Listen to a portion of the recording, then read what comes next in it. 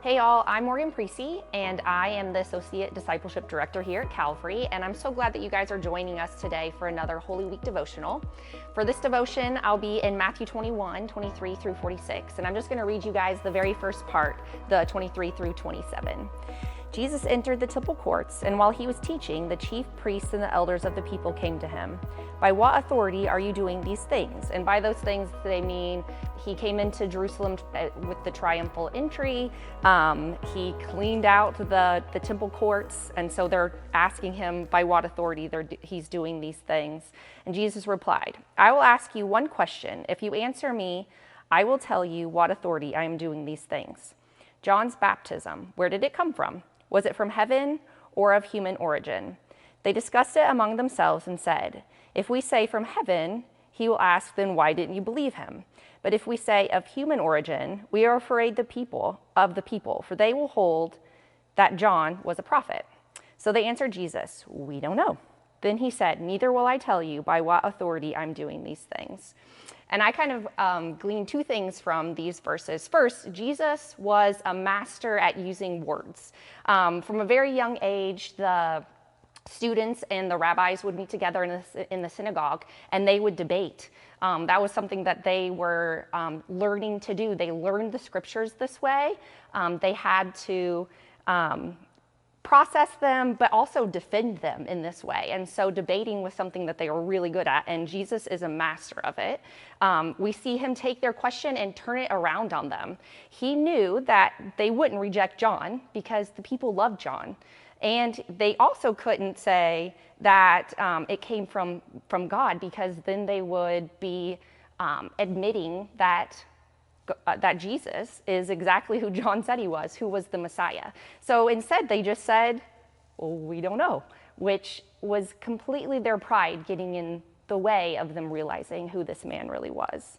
The second thing that I see here in these verses is that Jesus has the answers to all of our questions. What the chief priests and the elders were actually asking him was, is your authority from God or is it from man? Is what you're doing from God, or is this made up? Which is definitely something I know my heart has asked. Is this something, this faith, this Christianity, this religion, is this something that's truly from God, or is this something that man has made up? So that feels very familiar to me. In the next several verses, Jesus is going to tell two different parables, and he shows them and us who he truly is. He is the Son of God, and that is where his authority comes from. But also he shows them that they've messed up a little bit. So in the first parable, in the parable of the two sons that comes next, we see their blatant disobedience and Christ's obedience. In one of the commentaries that I have been reading through, it says that there is actually a third son, and Jesus is that third son, and he came completely obedient to what God asked him to do. And then in the second parable, we see the elders and the chief priests' neglect of the people. We see their abuse and their persecution of the people that God has sent to them. But we also see Jesus alluding to his coming rejection and his sacrifice. As you take some time today to think through these verses, remember that no matter what questions you have, Jesus has the answer, and he actually is the answer.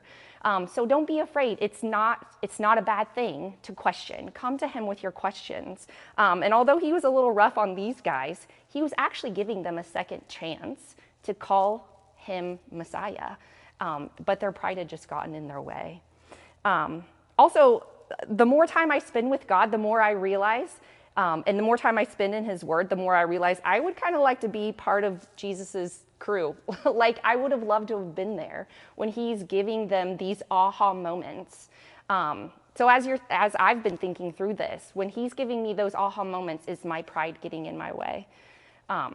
So as we're ramping up here to learn a lot more about Jesus and what he's gone through before he gets to the cross, I just hope that we're able to really settle in and get our pride out of the way and really listen to what God has to say, really listen to what Jesus has to say, and get to know him better.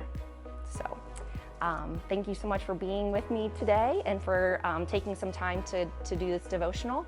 And I would love to pray for you. So, dear Lord, I just ask that you be with us through this week, through this time, that we learn more about you, that we learn more about your sacrifice, that we can get our pride out of the way, that we are able to come to you with humble hearts for those aha moments when you can change us, when you can bring us closer to you, when you can take those moments and help us to be thankful for you in our lives and for the sacrifice that you gave for us. We love you so much and we thank you. Amen.